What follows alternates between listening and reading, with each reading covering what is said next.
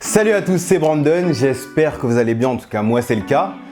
Et aujourd'hui j'ai une petite surprise. À l'heure où je publie cette vidéo, la conférence OnePlus en Inde vient de se terminer et je peux enfin parler de ce que je considère être un retour en force de la part de OnePlus sur ce qu'il sait faire de mieux, c'est-à-dire écouter sa communauté. Un peu plus tôt dans l'année, on a eu les OnePlus 7 et OnePlus 7 Pro avec des spécificités propres à chacun. Et certains ont reproché à OnePlus de ne pas avoir fait assez sur le OnePlus 7, qui était considéré comme un faire-valoir par rapport au OnePlus 7 Pro. Ce OnePlus 7T est la réponse de la marque pour ses fans, et je peux vous assurer que c'est prometteur. J'ai reçu une gigantesque boîte avec pas mal de coques et des écouteurs, et surtout la toute nouvelle boîte rouge de OnePlus qui est super jolie avec des écritures dessus, un clin d'œil aux fans de la marque par rapport au OnePlus One apparemment. Et donc à l'intérieur on retrouve le téléphone en lui-même que je vais mettre de côté. En dessous il y a un câble USB-C et surtout le fameux chargeur 30 watts qu'on avait avec le OnePlus 7 Pro et pas le 7 normal, qui permet de passer de 1 à 70% en 30 minutes. Et ça c'est très bien. Niveau specs, pour ma version, on retrouve le dernier Snapdragon 855, 8Go de RAM et 128Go de stockage, une batterie de 3800 mAh, des haut-parleurs stéréo Dolby Atmos et une triple caméra au dos. Mais ce OnePlus 7T est intéressant parce qu'il reprend une fonctionnalité phare du OnePlus 7 Pro, et c'est les 90 Hz. L'écran du OnePlus 7T est doté d'un taux de rafraîchissement de 90 Hz qui lui procure une excellente fluidité, technologie qu'on n'avait pas sur le OnePlus 7 sorti un peu plus tôt et réclamé par pas mal de fans. Avec cet écran 90 Hz, l'expérience est beaucoup plus agréable pour des choses comme scroller dans l'interface, les animations sont beaucoup plus fluides et c'est un avantage dans certains jeux qui sont compatibles avec ce taux de rafraîchissement. Beaucoup se demandent si les 90 Hz valent le coup.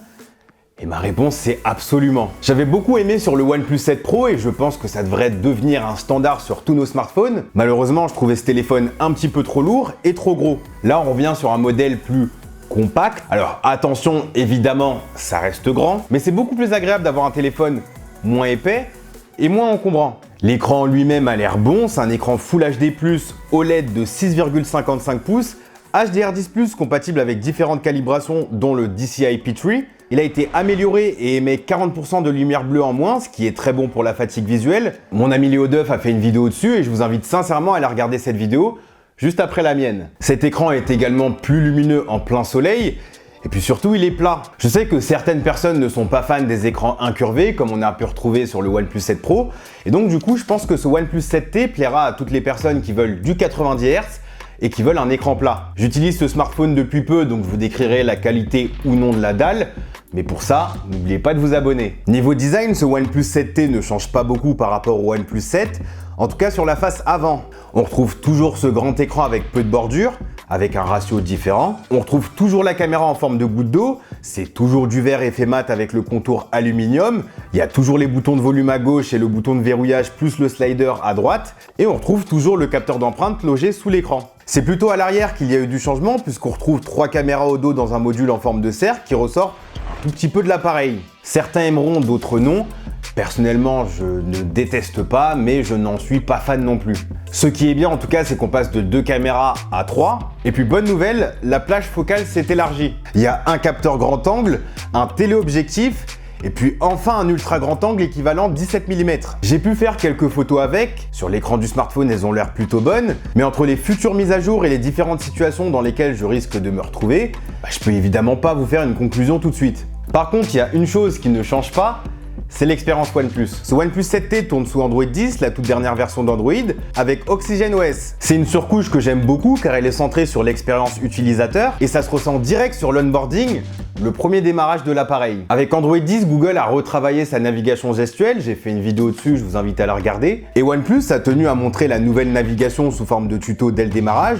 Et pour le coup, je trouve ça très intelligent et j'aime beaucoup ce genre de détails. On va pas se le cacher, les nouveaux gestes d'Android 10 rappellent ceux de l'iPhone.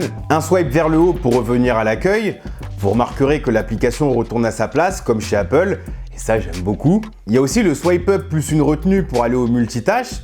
Désormais, on peut glisser sur la barre pour changer rapidement d'application. Et puis enfin, il y a le swipe sur le côté pour faire le geste retour. Enfin bref, le petit tuto au démarrage, j'ai vraiment apprécié la petite touche et je voulais la partager et heureusement que je l'ai filmé. Autrement, les points positifs d'OxygenOS sont toujours là, comme le thème sombre, l'enregistreur d'écran nativement intégré à la surcouche, les mises à jour rapides ou encore les animations bien pensées. C'est un téléphone prometteur, comme je le disais en début de vidéo. Va falloir que je le teste plus profondément pour savoir s'il vaut le coup par rapport à la concurrence. J'ai pas encore les tarifs ni les disponibilités, mais dès que je le saurai, je vous le ferai savoir sur Twitter. En attendant, petit update sur ce qui va se passer sur la chaîne. Je vais sortir mon test de la Galaxy Tab S6 et vous dire si oui ou non elle vaut le coup par rapport à l'iPad Pro d'Apple. Il y aura également les tests des iPhones, iPhone 11, iPhone 11 Pro et 11 Pro Max. Et puis dites-moi dans les commentaires si vous voulez que je fasse une vidéo sur le RCS avec d'autres youtubeurs. C'est l'équivalent de 10 messages sur Android. En tout cas, merci à tous d'avoir suivi cette vidéo. Si elle vous a plu, je vous invite à me soutenir à travers les likes, les commentaires et les partages. Je vous invite également à vous abonner et à activer la petite cloche de notification pour être prévenu lorsque je sors une nouvelle vidéo. Et moi, je vous dis à la prochaine. Prenez soin de vous.